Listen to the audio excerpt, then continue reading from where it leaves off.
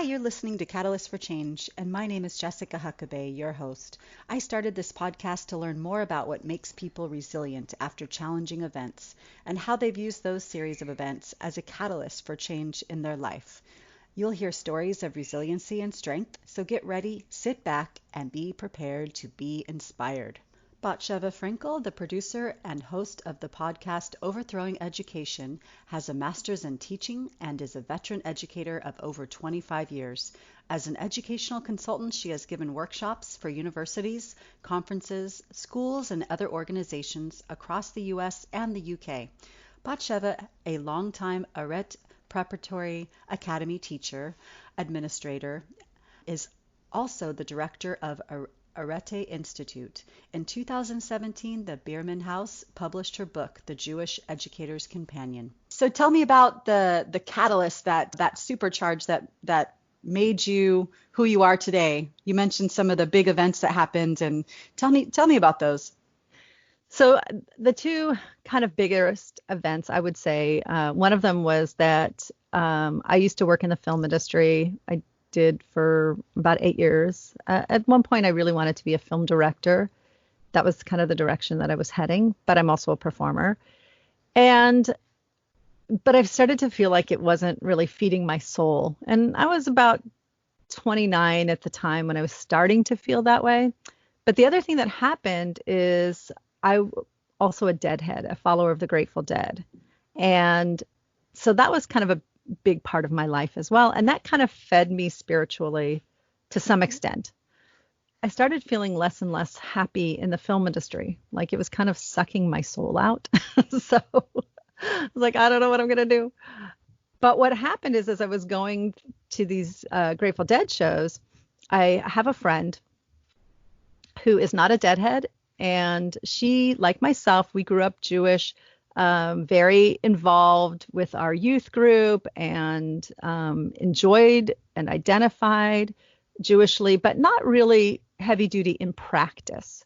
So, but she was friends as a musician. She was friends with these other musicians who were Orthodox Jews.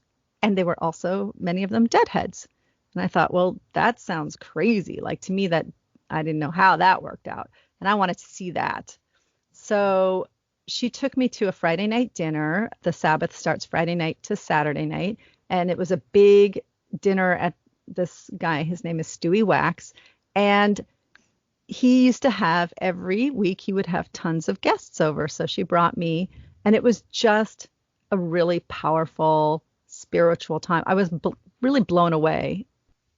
And one of the things that happened there was actually before she brought me, a few weeks before that, I was at a Grateful Dead show. It was during Hanukkah, actually, and they did 4 shows. And anybody who knows anything about the Grateful Dead is people go to every single show in a run of shows because every show is completely different. So I went the first night, it was Hanukkah, and I went with a bunch of friends of mine who are not Jewish.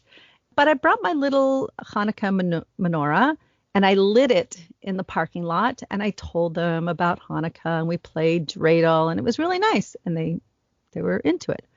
But the second night was still Hanukkah, and they couldn't have cared less because they already heard about it, and they already played dreidel, and they just wanted to get in the show. But I was still lighting my little Hanukkah menorah in the parking lot and feeling really sad, like I'm the only Jew in the world, and just feeling really sad for myself. So at that show, I was walking around during the set break, and somebody handed me this flyer, and on it was a picture of a skeleton wearing a yarmulke, lighting a Hanukkah menorah, and it said a quote from one of my favorite songs, and it was one of my favorite quotes, and it has meaning every day. I think about this quote. Once in a while, you get shown the light in the strangest of places if you look at it right. So that was like perfect for Hanukkah, but it was also just perfect in life. So I kind of looked up to see, like, who was this person who knew that I was Jewish, who knew that I needed this at that moment? And I looked up, and all I could see was like this Cheshire Cat smile, like fading as they walked away, and we made eye contact, and I was like really moved by that. So now flash forward a couple months, and I went to this Shabbat dinner, and it turns out that the person who created those flyers was this guy named Stewie Wax, whose house I was at. And that just blew me away. The so-called coincidence of that was really powerful. So I started becoming a regular at Stewie's Shabbos table, and I started going a couple times a month, and then like every Friday night over the course of a while. About a year into that, I was sitting with two friends of mine, Jonathan and Julie, who were dating. And Jonathan said, it feels like you've been here for, I feel like we've known you forever. How did this all, how did you get into this group? And I told him that story that I just mentioned to you. And he said to me, I'm the one who handed you that flyer. And he smiled his smile, and I knew that was Johnny. So, and now flash forward, now they've been married, they have 2 kids. We're still very, very good friends, all of us. So that was a big catalyst for me, because that propelled me into really seeking out that I could get this feeling that I had, this spirituality that I had at the Grateful Dead shows, that I could actually have that in life, always. So I started learning. And as all of that was happening, another change was happening in me as I was, becoming increasingly unsatisfied with working in the film industry. So what happened was as I started to become more and more involved in my Jewish practice, I also realized I wanted to do something else with my life that maybe had some more meaning for me, because for whatever reason, this was not giving me meaning. So I decided to get into education, because I felt like that was an area that I knew really, really needed help. I was interested in helping Jewish education, and I was also interested in helping education at large. And my goal was really to make a huge difference. I really wanted to make a big impact.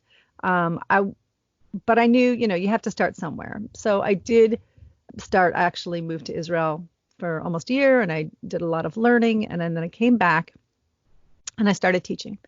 And I taught mostly Judaic studies and English, and I taught at a variety of different schools. And it was really, really challenging, and I learned a lot, and I was growing as an educator. And really, I didn't study education in college. I was coming from a very creative background. So I was really amazing. I could just sort of marry my creativity with education. And I found that I had really good instincts, and I was great with making relationships with my students and connecting with them. And so that was all great. And I was putting a lot of work into that. But I also was becoming more and more observant as a Jew, more and more practicing more traditional practices as an Orthodox Jew. And what I was finding is I was very much wanting to get married and have kids. That was really, really important. So as much as my career was doing nicely and I was really pleased, I was really, really unhappy with my social life. I was really sad, in fact, because now I was in my 30s, and really I just wanted to get married. And so in the Orthodox world, mostly the dating is dating for the goal of getting married. So you don't date somebody for a year and then feel like, do I want to marry them or not? You kind of know after a few dates, because you're really just focused on getting to know each other in a very hardcore way. So you don't usually go to movies and things like that, because you're not talking, you're not engaging. So it's really just about could this person be my life partner? Would they be a good parent for my kids? Could we grow together? Can we communicate well? Just some basic questions.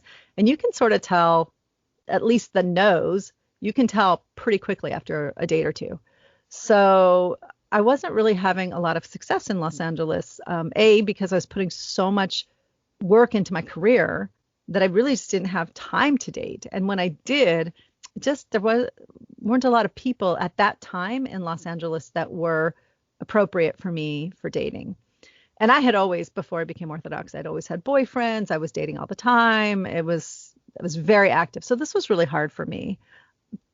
And as I was getting older and older, it was getting more challenging.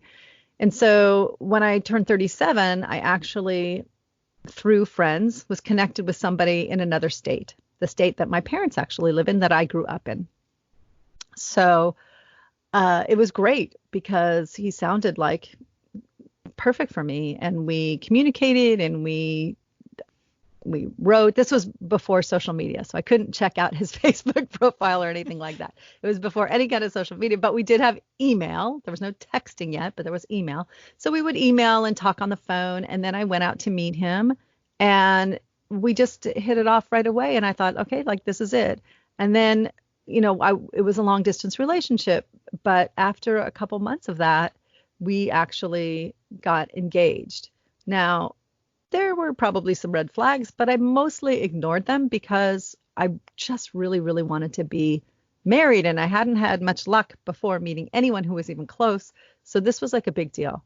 And I was like, this is it. I'm going to get married. My community was over the moon. My family was super happy. I was like, so excited. I had 3 showers that were thrown for me.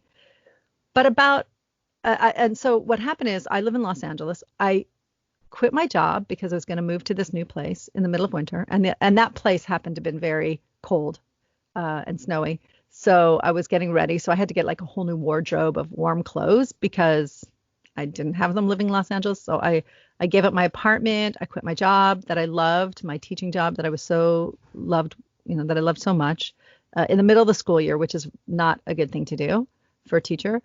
And then, and bought all these warm clothes. And it was very exciting, except for that a couple weeks before 2 weeks before I was supposed to move there, and about a month before the wedding, he called off the whole thing. And it was such a shock because I had just seen him and he was filled with love, and he had the night before sent me this very loving email, but then the next day told me that he couldn't go through with it and that he didn't love me and he never loved me. Those aren't really words that a person wants to hear. Yeah, that sounds really hard. It was harsh. It was really harsh. And at this time, I was like almost 38 years old and thinking, oh my gosh, this is it for me. Like that was my one chance, and I will never, that's it for me. I'm done. And so I was a mess, and I was embarrassed and, kind of humiliated because my whole community, and I had friends who had already bought their tickets to go to the wedding. I'd had these 3 wedding showers. I mean, it was really, I'd bought the dress, everything. So it was really intense. And thank God I had an amazing community of friends from all over the country. And my teachers in Israel called, the rabbis and the teachers there called me when they heard. Everybody just gave me so much strength, and my mom flew out immediately and just picked me up and helped me through everything. Like I am so grateful and always will be to my mom for just jumping on a plane the minute she heard and coming out and helping me. It was incredible. So, we had to put together all the pieces and everything, but she said to me, you have a faith. It wasn't necessarily that she shared my feelings. She's not Orthodox. She didn't necessarily, but she said, you have a faith and you have tools. So you got to use those tools, and you have to choose life, because that is, I know that there's a lot of religions out there that also believe that, but in Judaism, that's a really big thing, is choosing life. And she said, and if you choose life, you have to choose how to live. You get to choose how to live. Mm-hmm. So after a kind of a little bit of a mourning period, I was like, okay, let me take stock of what I have in the pro column here. What have I got going for me right now that I can work with? And I said, okay, I have no job, no apartment, and a bunch of warm clothes that I don't need. So that wasn't a lot of things that I seemed to have going for me at that moment. So I kind of made this deal with God or the universe, or however you want to describe, and said like, okay, if this is your way of getting me to get to the East Coast, because I've been told for a long time up until that point that I wasn't going to be able to find somebody that was appropriate for me in California at that time. It's a very different scene now here, but at the time, that's what it was like. Yeah. But I didn't want to go because I loved my job so much. I didn't want to leave it. So this was a way to, I was like, okay, if this is your way of getting me to the East Coast, here's what I need from you.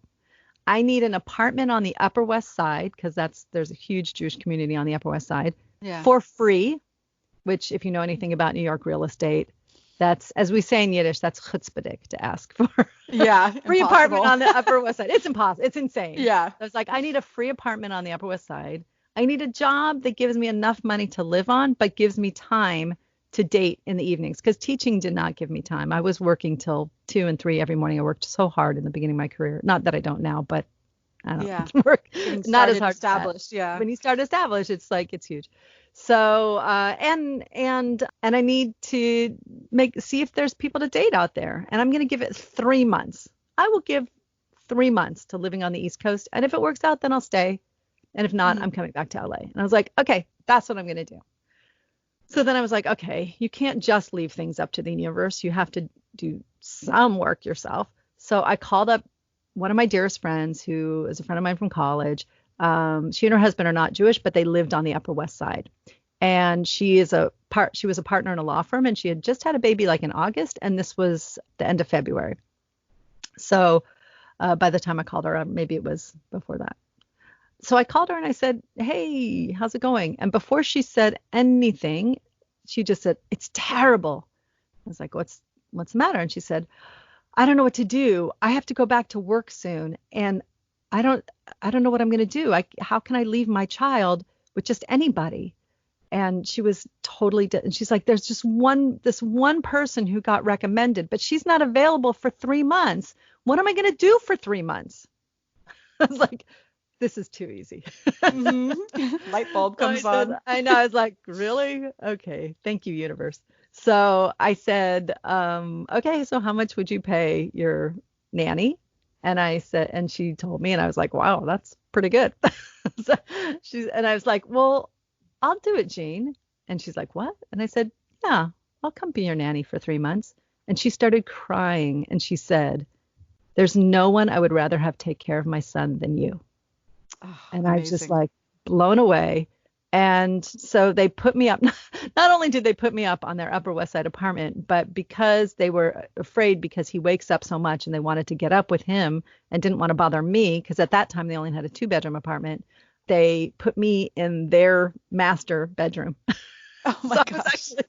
Free apartment on the Upper West Side. I got my salary and I was their nanny till like from 8 to 5 every day. And then I was done in the evenings and I dated. And some of the dates were pretty funny because, most of the dates were a disaster. I was dating all the time. But in the beginning, I was always like crying on the first date about my broken engagement. So that doesn't make me first date, by the way. If anybody's I'm that story that, when people tell crazy first date stories, I'm probably someone's crazy first date story. There's also the date where it was for lunch. So the only time he could come in the city was for the lunch. So I had to bring the kid along with me. So nothing like bringing a baby along to a first date that isn't yours. Anyway, so I had many adventures, but what I did see is that I was dating a lot. So I said, okay, I'm going to move to the East Coast. And what happened when I made that commitment to move, a lot of stuff happened. But career-wise, my career just flew. Everything all the doors were opening. Everything was happening. I started to become, just all kinds of incredible things were happening for my career. And I was really, really excited and pleased with it. And then about 1.5 years later, I met my husband. And we met on an Orthodox Jewish dating website. And it was amazing. And we became, we got married, and I asked him, he has a daughter my incredible, amazing stepdaughter, who at the time she was in high school. So I said, when she graduates high school, can we move back to the West Coast? And he agreed with that. And we also had a son. This is an exciting thing. I got married at 40. I had my son at 41. So amazing. Yeah. It can totally happen. And so I was so desolate about my prospects for getting married, and I end up marrying the most amazing man and having this incredible child who I love, more than anything, and my amazing stepdaughter who is just beyond anything I could have ever dreamed of. And then we moved back to Los Angeles, and then my career, really everything that I dreamed of started happening. And that was great. I wanted to be an educational consultant. I wanted to travel around the country and around the world. I've been teaching teachers all over the country and in the UK. And then I didn't know the podcasts existed. Had I known, that would have definitely been part of my dream. But then to be able to start my podcast, Overthrowing Education, was like a marriage of all my dreams, my film work, my performing, my love of performing, everything, and my passion for making education better. So none of that. Every time I think about it, I'm so grateful for that broken engagement that I thought was the end of my life. I had no idea that it was actually the beginning of my life. That's an amazing, touching story. That really touched me. So wonderful. Thank you so much for sharing. Now, where can people find you if they want to learn more about your amazing story? Well, they can find me at batshevafrankel.com. They can listen to my podcast, which is Overthrowing Education, and I also have overthrowingeducation.com is the website. They can tweet me at Overthrowing Ed. I'm on Instagram at Overthrowing Education. If they want to read more stories, I've written for a website called aish.com, aish.com. And that's where I found out about you. And I loved reading those stories. Thank you. Yeah. So thank you so much for coming on the podcast. Thank you. Okay. It was such a pleasure. Such a pleasure. I really appreciate it. You've been listening to Catalyst for Change, Stories of Resiliency. Join us next week as we talk to someone else who has a wonderful story of resilience. And please feel free to hit the like or subscribe button. See you next time.